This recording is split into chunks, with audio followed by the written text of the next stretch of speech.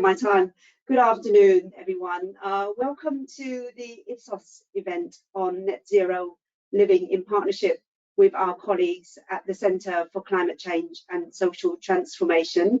I am Trintu. I am Managing Director of Ipsos Public Affairs UK, and I'm really delighted that you are joining with us today to launch our report on net zero living and to discuss some of the findings with us.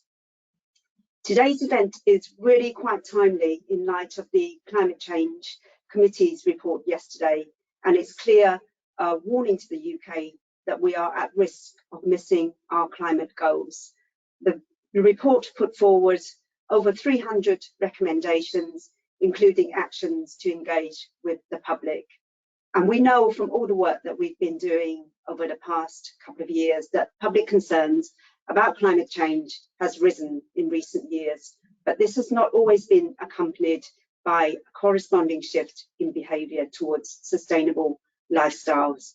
But we also know that if the UK is to meet our emission targets by 2050, we need the public to make some fundamental changes and to embrace a large range of actions to move us closer to our targets, along with actions by government and also from industry.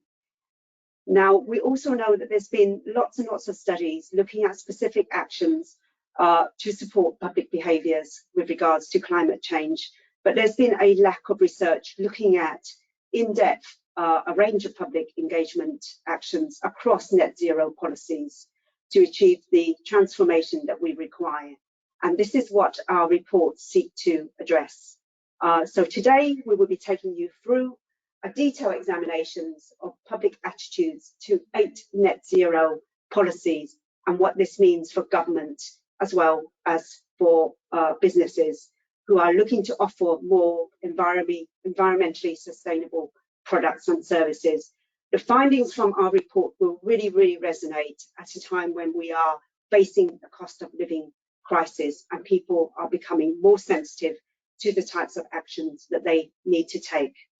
So without further ado, I really would like to welcome you to present to you our panel of excellent speakers to discuss our findings. And with us today, we've got Dr. Moira Nicolson, Behaviour Science Lead at the Cabinet Office, and before that, Moira was at the Ofgem Behavioural Insight Unit. She has led on a number of design and implementations of interventions aimed at improving consumer outcomes in the energy market. So we're really glad to have Moira with us. Next, we also have Philip Sellwood CBE.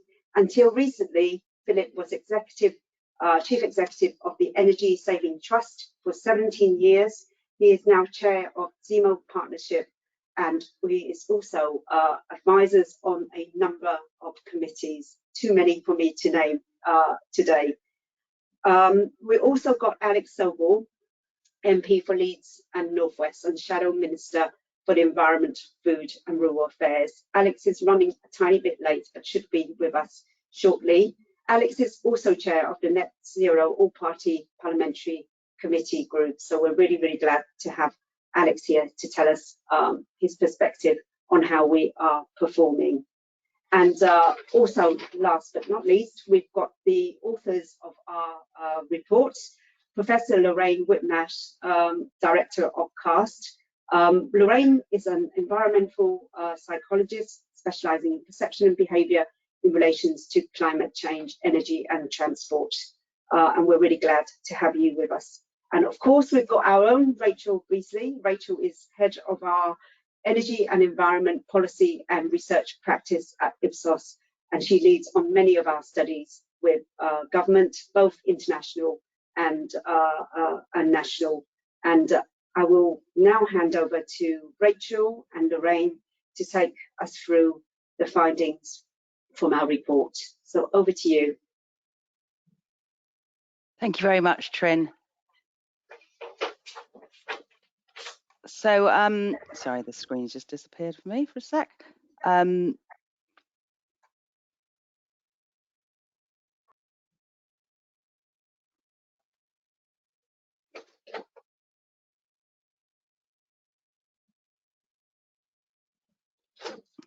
Apologies, slight technical hitch there. So thank you very much, Trin. Good afternoon, everybody. Really great to see so many people here. So as we're all aware, the government's committed to a goal of reaching net zero carbon emissions by 2050. And with requirements for behaviour change, the public has an absolutely crucial role to play in this. As detailed in the 6th carbon budget shown here, the public really need to understand what's needed and why, and also fairness being of key importance. And as Trin's just mentioned, in the Climate Change Committee's most recent progress report published yesterday, there's a real need for government to make it easy for everyone to contribute, and also highlights the need for more public engagement. And with regards to public support, the graph here is showing the sort of sense of urgency amongst the public on climate change, and shows how support, what the graph's showing is the percentage of the public surveyed who consider pollution, environment, climate change to be the #1 concern. You can see this actually reached a peak of around 40% at COP26, with previous peaks relating to, apologies, I'm not sure what's happening to here, with previous peaks relating to severe weather events. So just moving on to the purpose of our study. So this was around understanding the public's views on potential climate change policies that will help us move to net zero, and also to really interrogate that data in depth to understand the reasons behind the levels of support, and also then to develop recommendations for policymakers. So the approach, we conducted a survey last year of over 5,600 people. We identified 8 potential net zero policies, and we presented each participant with 4 of those policies on a random basis, and then asked if they support or oppose them. And we then moved on to ask if they would still support those policies when specific lifestyle and financial implications were identified. So the policies were identified here. 8 policies covering transport, purchasing decisions, heating, diet and finance. And the way we chose these policies was by looking at, wanted to cover a range of policy areas, to cover both policies that were sort of incentivizing and potentially more coercive or restrictive, to focus on those areas where individuals can make action, things that were relevant to the public, so not something they hadn't heard of, so things that were either being considered, already enacted in the UK or other countries, so things like electric vehicle subsidies already in place, low traffic neighbourhoods, quite topical and in places in some cities around the UK. And also a range of policies that cover most aspects of people's lives, so as I said, food, transport, shopping, finances. And then we looked at various framings, so we showed the survey participants first, what the policy was, and then they were each shown one of the following framings, so climate change, lifestyle or financial. And for low traffic, example here, road traffic neighbourhoods, so somebody seeing the climate change framing would be told this is about reducing the number of cars on the road, and by doing so that reduces the level of carbon emissions. Or somebody receiving the financial framing, with this could benefit local businesses in terms of more people being able to access shops by foot. So we also asked various other questions with sort of different types of focus. So questions around the policy at large, in terms of these framings, what are the most convincing arguments for people? Then looking at that, actually, what does it mean for them individually? What are the personal, financial and lifestyle implications? And then how could they affect different groups, which Lorraine will come on to. So in terms of overall policy support, you can see here that on that initial framing of, this is the policy, majority support for all policies other than in relation to higher taxes on meat and dairy. And I think they're really, in terms of why, I mean, our inference from this is that aviation is sort of well known to contribute to carbon emissions, and also there's a fairness element around this, as in most people aren't frequent flyers, and by that we meant people who travel several times, who fly several times a year.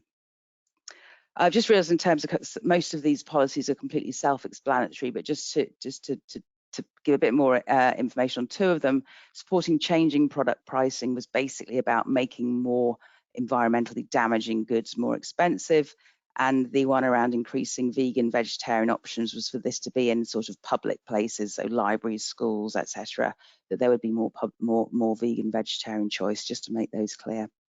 And our thoughts on the diet element was that actually it's probably a less well-known impact that meat and dairy contribute to emissions, but also again a fairness one, as in it affects everybody, and people on lower incomes tend to have higher meat and dairy intake. So moving now on to these trade-offs. So the way that we phrase this was basically to say to people, so for example, on lifestyle trade-offs, would you still support this policy if it meant you personally couldn't take flights, if it meant you personally couldn't drive in certain areas, like low transport neighbourhoods, you can't eat as much meat and dairy in public venues? And a financial trade-offs is more like if this policy meant you personally had to pay more for flights, pay more to drive a petrol diesel car, pay higher taxes to cover things like low traffic neighbourhoods, or higher taxes on meat and dairy. And what's interesting here is the big decrease in support for all of the policies, other than the changing product pricing one. It's interesting that the policies, the support actually increased there. And I think the biggest drop was in relation to frequent flying. So the initial support there was 68%, reducing to 35% in terms of lifestyle, and then 32% on financial. And then moving on to sort of more positive aspects around looking at co-benefits. So the types of things here around frequent flyer levies, makes other transport cheaper, increases domestic tourism, or phasing out the sale of gas, oil and coal boilers means we use heat pumps, which are cheaper to run long term. And again, the lifestyle side here around electric vehicles, improving air quality and health. So this is where the financial framing actually boosted support for various elements, and the lifestyle. So this is different. Just say this is a different question and a different approach to the previous one about the trade-offs. This is actually highlighting some of the positive elements around financial and lifestyle. And then what would convince the public to support these policies?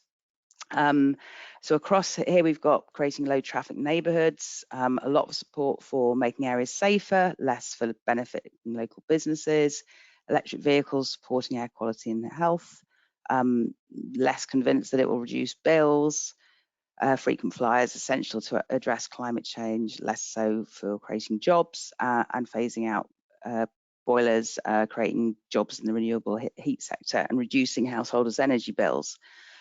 And then moving to the next four policies, which I'll let you have a look at there. And what was really interesting across these is that the environmental / climate change argument is not always the convincing argument, which highlights the importance of multiple benefits. So needing to look at things around health, safety, fairness, job creation, cost. So there were some.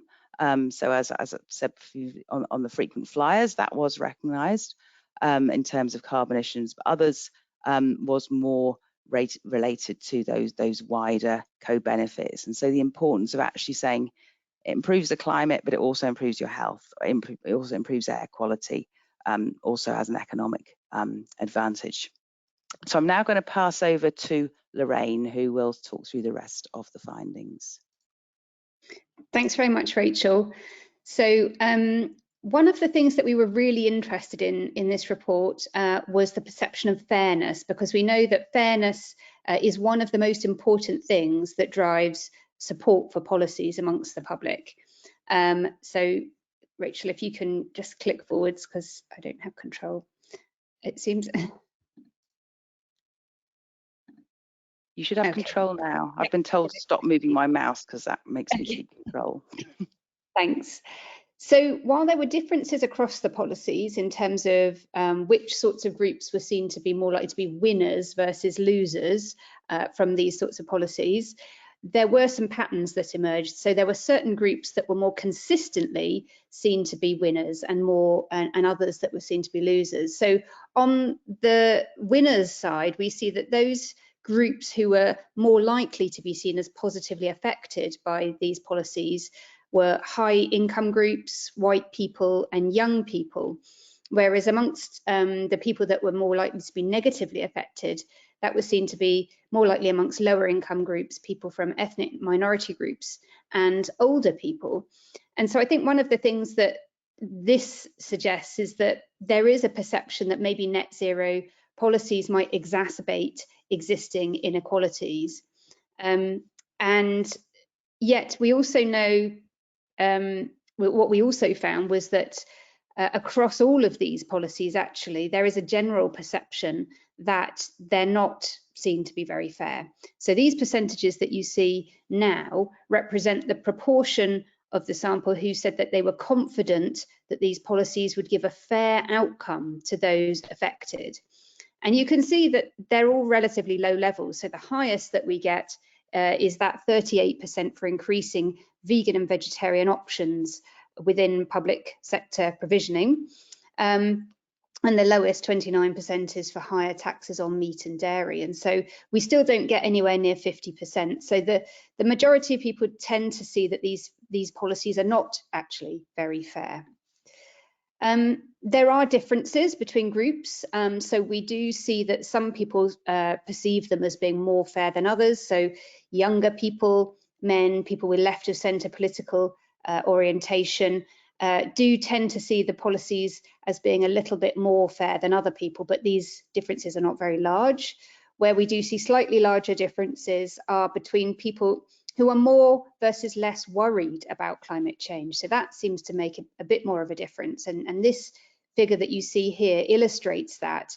This is where we've disaggregated between the proportion of the group of people who say that they're worried about climate change, the green bars, and those who say they're not worried, the red bars. And we've just illustrated this for one of the policies, the higher taxes on red meat and dairy. And you can see that there are big differences. The more worried you are, the more likely you are to see this policy as being fair in these different ways that we measured fairness, giving a fair outcome to people, taking into account the views of people affected, and not being biased against any particular group or for any particular group. But nevertheless, even though there are differences, we still don't get to a majority of even the most worried people saying that they think that these policies are fair. So I think this then has some important implications for policymakers and for engaging the public. Taking together all of these findings, it's clear that there is actually a majority support for most of the policies that we presented people with, even though they will involve significant behaviour change. Almost all of them received a majority support. But this support is fragile and it drops when the costs of the policy are introduced, particularly the financial costs. And fairness, of course, is also important, as we've seen. Conversely, while highlighting costs can decrease support, we also found that highlighting wider benefits can increase support, particularly financial benefits like green jobs and reduced bills, but also health, safety, convenience and other benefits that are quite tangible for people. So I think it's important not only that policymakers ensure that net zero policies are affordable and that the cost barriers are removed, and particularly at this time of economic hardship and the cost of living crisis, but also that these wider co-benefits are more strongly communicated to the public. And again, particularly the economic co-benefits seem to be particularly persuasive. Fairness was one of the strongest drivers of policy support, and yet most people don't think that net zero policies at the moment are fair, and in fact they feel they will exacerbate existing inequalities. So policymakers need to engage with the public, ensure that their voices are heard, including the voices of minority groups, and that the costs and benefits of net zero policies are distributed fairly across society. And leaders can also consider who the influencers are. So we did find that actually women and young people, for example, tend to be more engaged around climate change and net zero policies. So they might be able to help influence others and to champion low carbon choices and engage people with the net zero transition.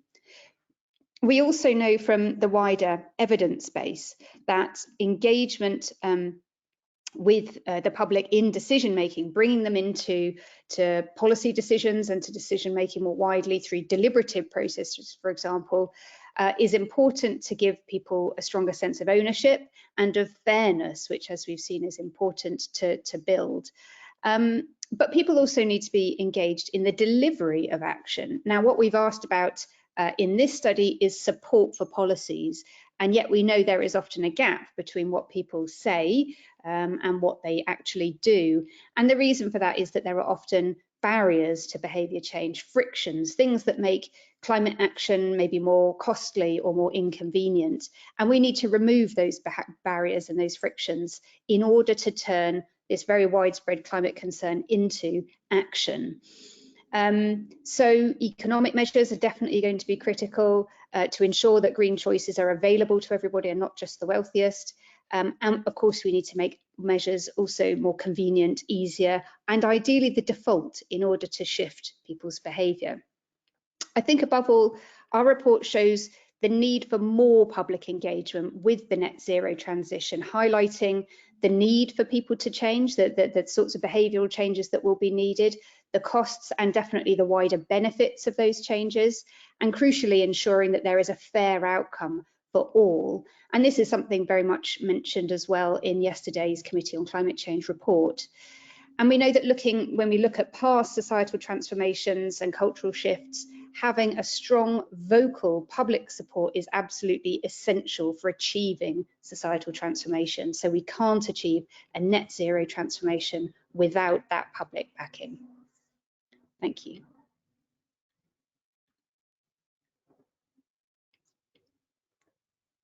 Back to Trin.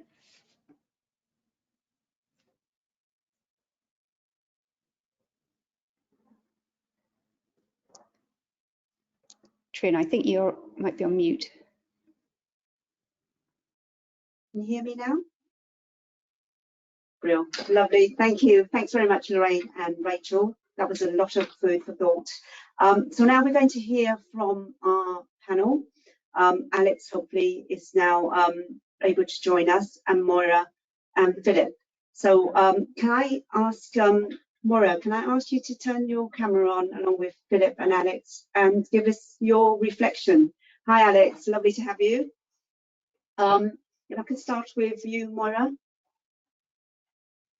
Yeah, hi everybody, and thanks so much for that summary. I found it really interesting both to listen to it and also to read the pre-published copy of the report, which was really useful reading. I think the three things I kind of wanted to say in reflection. And obviously one of the big things that your research has shown is that obviously while support is generally quite high for policies to mitigate climate change, including policies that you might say go a lot further than the policies that we've got already, for example, frequent flyer levies, those go down quite a lot when you actually get people to think about what those implications might be for themselves, particularly financially, also for their lifestyles.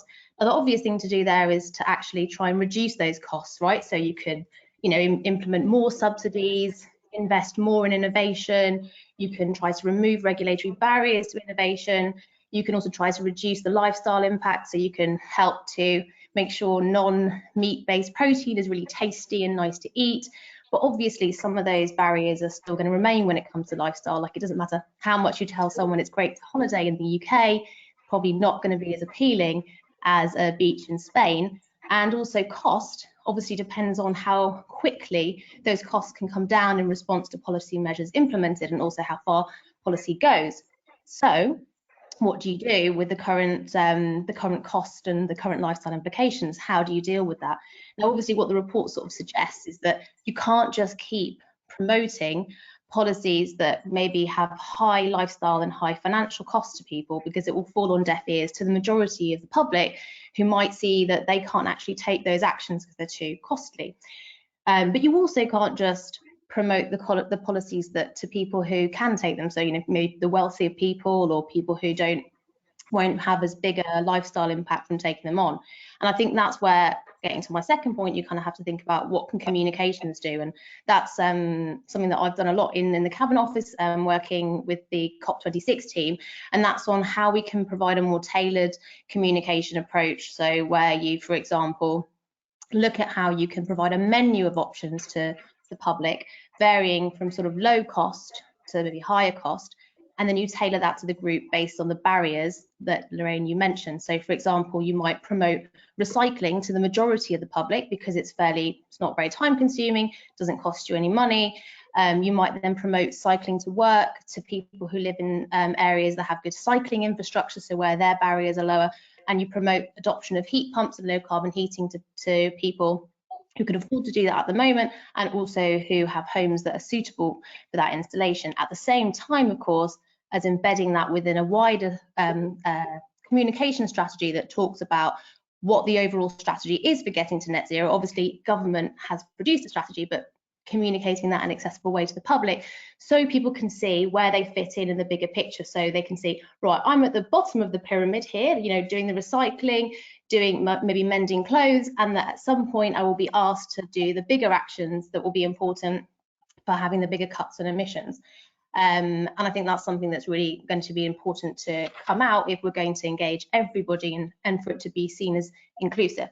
And then finally, final point is, how do you deal with the fact that there are these costs and we want to be upfront about them? You might be kind of tempted based on those results to say, well, why bother talking about them if we know that from your results, telling people about these costs reduces support for them? But the problem is that if we don't do that, that creates a vacuum which will be exploited by people who have vested interest to undermine support for climate change mitigation policies. So traditionally, it's been climate skeptics who deny the fact that climate change is real, deny that it's going to have impacts now and in the future. But a lot of this approach has changed in more recent years as people have seen that actually most people do agree that climate change is happening. So a new approach is coming around where what you see is sort of what's called climate delayism, where people try to undermine the idea that those policies to mitigate climate change will be effective, either because they're too costly, too inconvenient, too disruptive, or haven't yet been proven.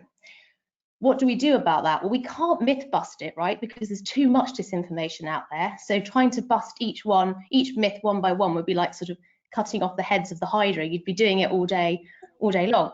So I think it's really right that the report says we have to focus on the co-benefits, and that needs to be embedded, I think, within a positive narrative about what the positive future of net zero can bring, so that then when people see these myths put out there, they can actually interpret that individual myth within a wider context of what net zero can actually offer them. And one of the reasons for that is that actually people don't believe often in false information because they don't know the true information. They believe in it because it serves some emotional need. The big one, which I think is pointed out in your report, is the fact that if you can't afford to buy an electric vehicle or a heat pump, and you're told that's the best way to protect yourself and your family from climate change, either you feel incredibly scared all the time, which is not really a feasible way to be, or what you do is you try to actually tell yourself the threat isn't that real. And I think that's why you see that graph that shows you that people who think that the policies are less fair also are less worried about it. So I think it's really important that we provide a really positive narrative. Brilliant. Thank you, Moira. That's really insightful and actually gives some meat to the data and food for thought in terms of the implementation, the messaging that we give out. Next, I'd like to move to Philip. Philip, would you mind giving us your reflections on the reports? Okay, thanks. You surprised me there. I thought I was third out of three, but anyway, I'll do my best. First thing to say is this is a great piece of work because it starts to really bring some data and evidence to what Moira was saying is often been, if not evidence-free, certainly evidence tainted by those who deny climate change and its impacts. I also just reflect on yesterday's launch of the Climate Change Committee's latest report. And roughly speaking, whichever way you cut it, 40% of what we need to do in order to meet 1.5 degrees requires some form of behavioural change, whether that's behavioural change in the home, in communities, local authorities or businesses. So this is absolutely timely and essential. But I think it's really important to recognise that we have to be really clear about the timing of the narrative, and I'm sure we'll come on to it in Q&A. We are obviously in the midst of a cost of living crisis, and it would be easy at this stage to retreat from this agenda. But my first contention, and I think the evidence supports it from the report, is that some of the solutions that we're talking about here in terms of policies, whether it's EVs, whether it's insulating people's homes, whether it's actually bringing a more balanced diet to people's homes, these are not only short-term solutions to the cost of living crisis, but they're the long-term solutions to the cost of living crisis. Once you've insulated your home, then you're in a situation where you gain the benefit every year for at least 25 years. But, and it is a but, and I'm sure Alex will talk to this, we're seeing a gap in some of these policy areas, which I think is evidenced in some of the response in the report. Second thing, just to touch on, is the just transition. It's almost a cliche now to say, but if it isn't a just transition, there just won't be a transition, because people will respond either through denying these things need to take place, or basically assuming that they actually are really not part of the solution. So I think it's really, really important that in terms of government policy, in terms of its consistency, we need to continually have this drip approach, which is giving confidence to people. Because one of the big problems we face, it's not mentioned in this report, but it certainly underpins the lack of confidence that Moira talked about, is if you see government chopping and changing, or indeed having what's known as policy cliff edges, people will lose confidence and they won't feel that actually that they can take part in this solution. So the just transition is absolutely key. Part of that is about honesty. And again, Moira touched on it. We mustn't say that everything is going to be wonderful all of the time, and it's going to lead immediately to some cheaper alternatives. What we can say that there's very positive narrative in the long term, which will mean that people can lead healthier, better lives, whether that's physical health, mental health, and social cohesion. All of those multiple benefits that this study underpins. So it isn't just about a single issue around climate change. It's a much more broad, socially inclusive, in every sense of the word, set of policies that we need to embrace. Absolutely essential to that honesty is trust. If anything underpins most of the work that's in this, and I'm sure in the work that Moira in the Cabinet Office and others do, is if people do not have trust in the proposition, either in the process, either in which the decision has been made, or the outcomes, the justness and fairness of the outcomes, it's really, really difficult to get that public engagement that everybody knows needs to take place.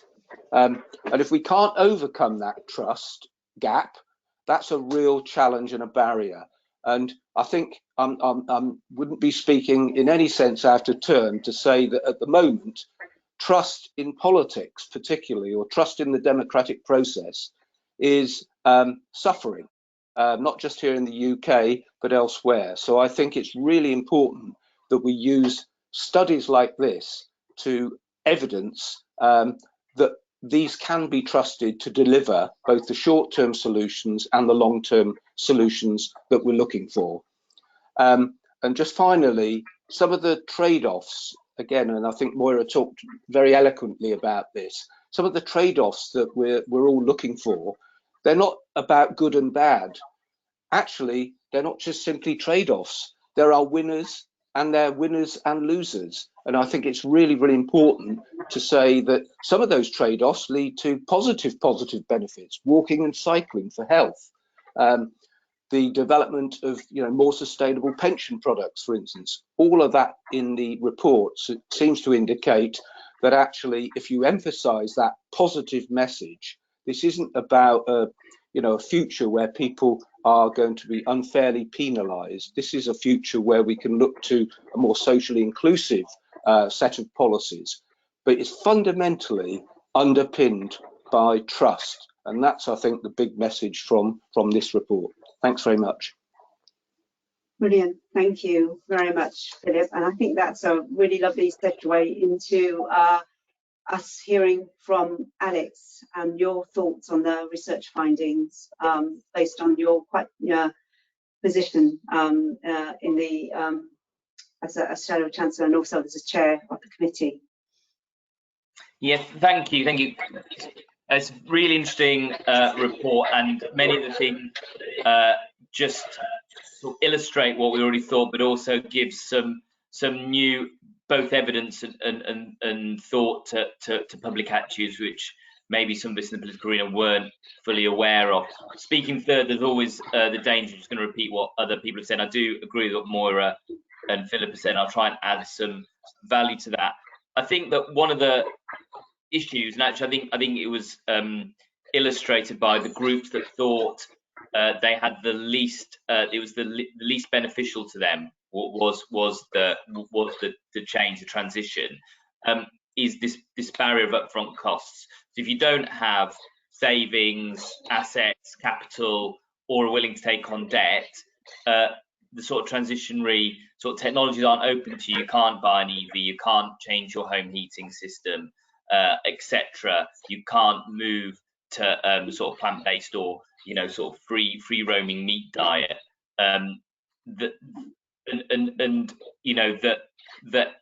The issue there is that the state can intervene to change the playing field, to level that playing field. So those upfront costs don't exist in the same way. So a good example of that is in Norway, where now electric car is cheaper than a new internal combustion engine car, and then obviously that flows very strongly into the second-hand market, and so you're turning the tables on that. Or if you live in Denmark, if you want to have an individual gas boiler, that's much more expensive than being part of district heat and power scheme. You also have to opt out of the scheme. It makes it much more difficult. So there are ways of ameliorating it, so that the groups that feel they're most disadvantaged, actually you level it off. And I think that has not really happened in this country at all. There have been no real efforts to do that. And maybe slightly repeating what Philip said, I think we need to look at co-benefits. So and selling co-benefits to people. And I think that as co-benefits things around air quality and health, and actually cost. And the big thing is that you've got an upfront cost, and then you've got cost savings down the line, and there aren't really the tools or the data for people to understand those. And that's something that somebody, maybe I don't know, ONS or some other agencies could be tasked by government to do, who are trusted, who aren't directly from government, but are directed by government, so that people have got this easy, great way of being informed about not selling people new solutions via carbon. It's not about carbon savings, let's talk about cost savings. And and people are looking obviously now at how much it's costing to fill up their internal combustion vehicle. They are looking at their electricity and gas bills. They are looking at rising food prices. So there are things that we can do, but we can also so some of the things people don't want to talk about raising costs, they want to talk about reducing costs. But actually, if you look at the cheapest meat, for instance, cheap chicken in Turkey, farmed generally, although legally, but right at the bottom of that legal pyramid, it's much cheaper than the equivalent plant protein. So obviously people can't afford it, would choose that. But there are measures you can take to reduce the price of that plant protein, so it's the equivalent or undercuts it. And so then people have a real choice, because people are choosing on cost grounds. So you can create that playing field where the best option for the climate and for their health, by and large, is also the cheapest option. I think we also have an issue about perception. So I'm really interested in your frequent flyer levy stuff. So I'd be willing to bet that a lot of those people that that oppose frequent flyer levy would never ever have to pay a frequent flyer levy if it was instigated. And so there's a perception thing that sometimes things will affect people when they won't affect people. Clean air zones are a good example. A lot of the time, people won't be affected by a clean air zone because it's not the type of vehicle that they drive that will be charged, but they think it will.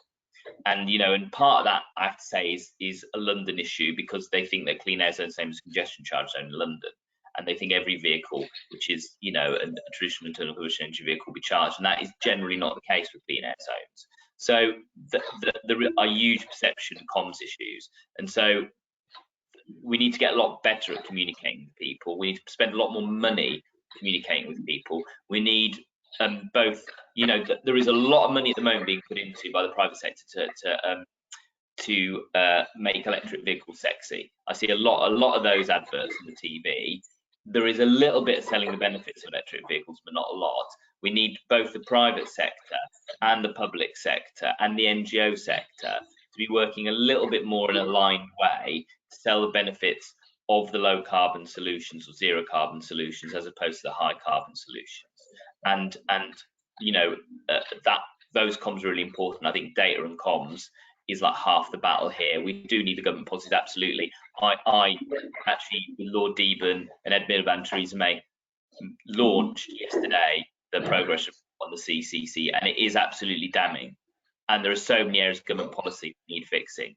But if we're talking today about individual behaviour, consumer behaviour, it's slightly set apart from that. But the state certainly has a role in ensuring that the cost isn't a barrier in that change in behaviour. So I think it's two things that need to work in parallel. Brilliant, lovely. Thank you very much, Alex. And we have got absolutely tons of questions. So my apologies if we can't get through all of them. So I'm just going to pick them off. First, there's a couple about the research. So people just wanted to know why we didn't ask about buildings, given that the housing is one of the biggest contributors to emission in the UK. Can I just, Rachel, just give that to you? Yes, thank you. Yeah, very good point. So when the policies, when at the early stage in the research, when we're looking at potential policies, we did look at all sorts of things, including decarbonisation of homes, and actually sort of moved that towards focused it on the boiler issue, mainly because it was a particularly, an individual action rather than something that may be down to sort of developers or more bigger retrofit programs. I don't know if you want to add anything to that, Lorraine, but I think it was more that individual thing about having something that's quite, manageable and relates to people. Yeah, and I mean, we did absolutely. We had so many policies that were in our long list, and what we wanted to try and get was a balance of sort of more push and pull things, and all of these different sectors. So we did have the boilers one, as you say, and so yeah, we had housing in there a little bit, but unfortunately we didn't take the chance. Okay. And then just one more question on the actual survey results, and then we'll take it out broader, which is, did we look at the typical archetypes of those more likely to support different policies? Yeah. Lorraine? Shall I take that one? Yeah. So I mean, we had a lot of background data about the participants that we were surveying, and what we found was quite consistent with a lot of previous studies, which is that those with on the left or centre politically tend to be more in support of policies. Those who are more concerned about climate change, more worried, tend to support those policies more. Higher income households as well, interestingly, showed more support. And that, I think, to Alex's point about the frequent flyer levy, and that actually that would be paid more by people on higher incomes. But there is a perception, I think, in general, that that lower income households would be worse off by most policies, even though that isn't always going to be the case. It can be the opposite. So those were some of the differences. We did find a few age differences as well. So older people more supportive of a number of the different policies, like low traffic neighbourhoods, frequent flyer levies, changing product pricing. But younger people more supportive of the vegetarian options being rolled out more widely and phasing out boilers as well, and some rural-urban differences as well. So yeah, we did find those differences. Brilliant. And there's quite a lot of questions, obviously, on the cost of living and the likelihood of us entering a recession. And a question to Moira, Philip, and Alex on whether some of these policies are still going to be relevant during a recession. Shall I start? Yes, please. I think that they're not only relevant, they're even more relevant than they were before. The people who are most vulnerable in society are the people who are going to suffer most from the impacts of climate change, whether it's in the short term or the long term. There is absolutely no defence to say that we should stop insulating people's homes, for instance, or replacing gas boilers because of the recession. Alex made it quite clear the state has a role, and I would say a moral duty, to level up that playing field. So anybody who's using, I think the great phrase that Moira's introduced, I've not heard before, delayability, anybody who wants to get involved in the delayability agenda, actually they are imposing greater costs, mental costs, health costs, and financial costs on those in society who are least able to afford it, and it's not defendable. So I would say very strongly, this is the time to up the game, double down on some of those things with state intervention to help them level up the agenda. Okay. Alex, would you like to add? I was muted there. So I think maybe looking at maybe some of the politics, this actually might be more interesting. So the real issue politically isn't climate deniers anymore. There are a vanishingly small number of people. It is climate delayers, and they are making this argument on both on technological grounds, which I have maybe slightly more sympathy for, but also and majorly on cost grounds. But the reality, as we've all said, is these solutions are all cheaper in the medium to long term. In the short term, they're not, but that's because the majority technology now is the fossil fuel based technology. And we need to get to the point, we need to make that transition so the majority technology is the clean tech. As soon as you flip it, around the sort of 40 to 60% mark, then it becomes cheaper all the way through the cycle. It's the same, I always make this comparison.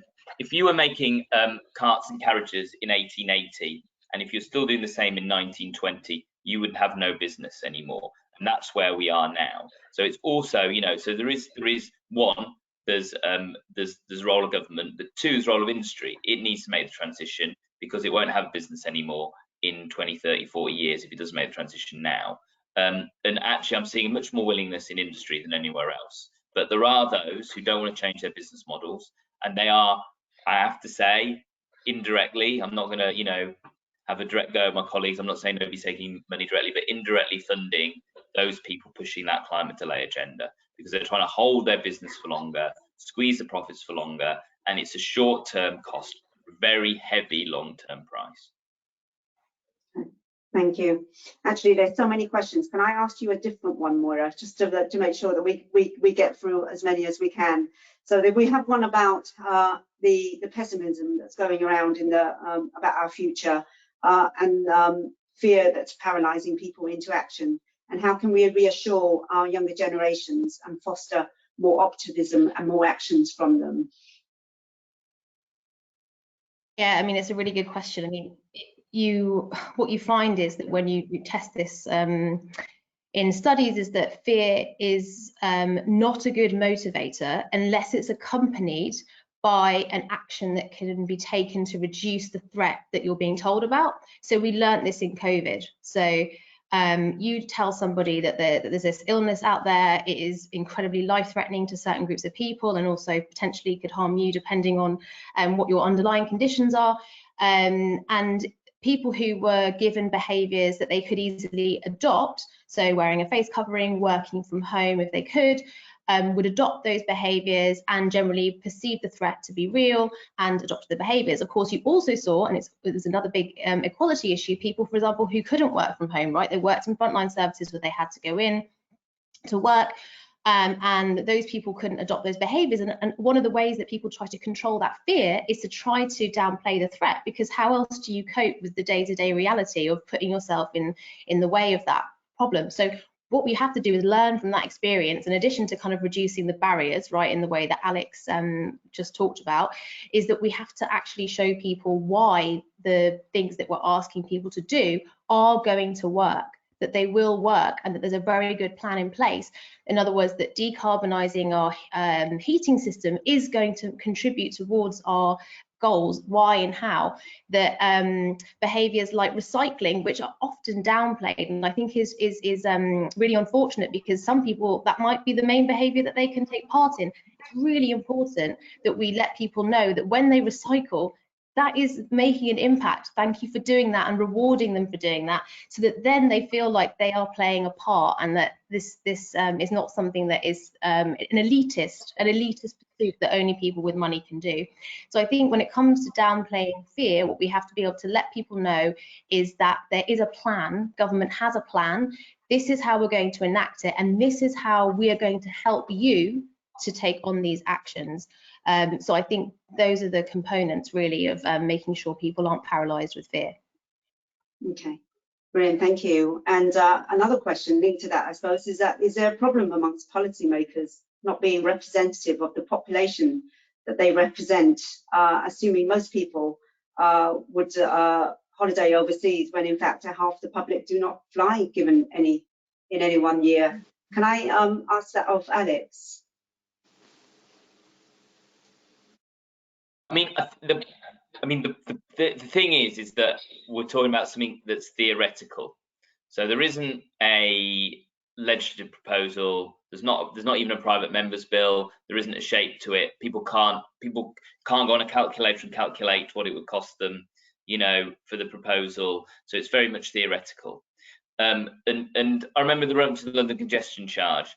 There was a lot more fear than the reality. Admittedly, even now, there's some people that really don't like it, but the level of fear about it and the perception of it was very different to the reality when it came in. I think a frequent flyer levy would be quite a soft frequent flyer levy. We have got people still now today, who fly 20, 30 plus times a year in private jets. Those are people that would pay an extortionate amount of money, and they could afford it. It's cost a huge amount of money to pay for a private jet. Those are the people that really would pay, the bulk of this frequent flyer levy. Then it was business people who, again, are frequent flyers, but they would change their behaviour, and that's the idea. The frequent flyer levy really isn't about making people pay, because obviously the money is helpful, useful, and we can use it to reduce barriers in other areas. Fine, but the idea is it changes behaviour, reduces behaviour of frequent flyers. What it wouldn't do is stop a family going to Benidorm once a year. They would see no change. There is no frequent flyer model that family would see a change in the cost. What they might actually see is a reduction in cost of the flight, because the way the airlines would operate would be different. And there'd be more seats for their types of passengers and less seats for those other types of passengers, because they'd be flying less frequently because of the frequent flyer levy. So, we couldn't say that for sure. We couldn't model that, but that's most likely thing to happen. But there've got to be real advocates for this. There are people talking about it occasionally. When I was on the backbenches, there's an article of mine, Independent, where I positioned this before COVID, and there are some siren voices out there, but there isn't a real big movement about it. So we need to create the public debate, and then the political will all follow. But it does need to, it's exactly the sort of measure, because what we can say is, well, we can try and have a voluntary scheme, we can try and reduce the number of flights, we can try and do this and do that, but at the end of the day, without some legislative measures, and what we probably don't want to do is saying, well, we're going to say this is the limit to the number of flights flying in and out of the UK. That's probably not where we want to go. You have to have some measure, you have to have something to change behaviour, and so I'm open to it not being frequent flyer levy. I'm open to it to being any measure anybody wants, but it's got to be something that's going to work. It's got to be something we can implement. Thank you very much, Alex. Does anyone want to come in on that one? Yeah, I'm happy Right. to add to that point. I think the other thing to add to what Alex was saying about making sure that that levy changes behaviour, so that rather than them paying the fine or the tax they don't, is that we need to promote other forms of transport, so other ways people can make those journeys. I mean, I really think a good example, we were talking about it recently, as a team, our behavioural science team, was the Eurostar. Now look, I appreciate the Eurostar is not necessarily going to be an option financially for everybody, but for people who are taking lots of flights per year and have the money, the Eurostar, people take the Eurostar not because it's green, but because it's aspirational, because people like the Eurostar. You can get from the UK into Europe quite easily via the Eurostar, and in order for that to happen, there's also got to be loads of changes to the rest of the way we run our society so that people can do that. So for example, if you don't have that many annual leave days per year, thinking about countries like America, it's going to be really hard for those people to take forms of transport that are more environmentally friendly but take you much longer, because you just don't have the time. So I think the other thing we have to do is put enabling factors in place so that people can mode shift, in other words, move from planes to trains. Yeah, that's, I think, a really important part of the jigsaw there. Brilliant. And one final question before we round off, if I can just take quickly from each of you. So given the levels of trust or lack of in the government, how do the panels feel about different actors playing a role in helping and enabling these policies? So Lorraine, who would you be your actor? This is a great question, and I actually don't think we know enough about sort of who are the most inspirational, aspirational leaders in this. As you say, we know that trust in politicians, and as Philip has said as well, trust in the political process is fairly low. So politicians might not necessarily be the best champions. I mean, in our survey, we found that women and young people tend to be kind of more bought into the net zero transition, and there might be other groups as well who are sort of really sold on the idea. And those people who are kind of part of community groups and networks of their own can then sort of champion and demonstrate low carbon choices. I think the more we can have just normal people around us, people in our neighbourhoods, in our communities, schools and workplaces, that just demonstrate low carbon choices in ways that show that actually they are achievable and that they bring wider benefits, actually. I think we try to change norms around low carbon choices. So yeah, normal people around us being kind of local leaders. Normal people, like that, normal people. Philip, who would be your actor? I don't think I would have an actor, for the very reason that what does an actor do but act? And I think you need actually somebody who demonstrates quite clearly by their own actions that actually they are living this agenda. So I wouldn't go to some of the top line celebrities, you know, who talk a good fight and then take one of Alex's private planes to the south of France.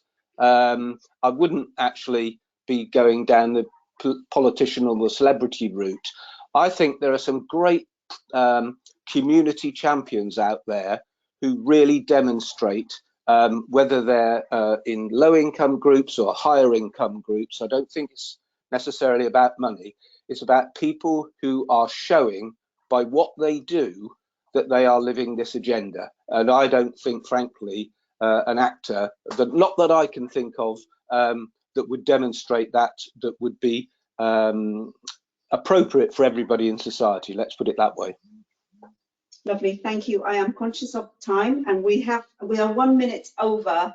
So I would really like to thank all of you for taking part in today's panel, and for everybody at home who has joined us. I think the message from this research and from our panelists today is completely clear in terms of what we need to do. We need to make it easy, we need to make it affordable, we need to make it fair, and we need to make it transparent, and we need to do it fairly quickly, more quickly than what we're doing now. So thank you again, and I'd also like to do a special thanks to the team behind the scene. This report has been a complete labour of love for our team, and I would really like to thank you, Emily Gray, Sophie Thompson, Gideon Skinner, and all our colleagues from CAST as well. The report is available from, on our website, and you can do email Lorraine and Rachel if you have any questions or would like to discuss the report. And thank you once again, Philip, Moira and Alex, for joining us today. Really value your contribution. Thank you everyone, and have a lovely afternoon. Thanks very much. Bye-bye. Bye.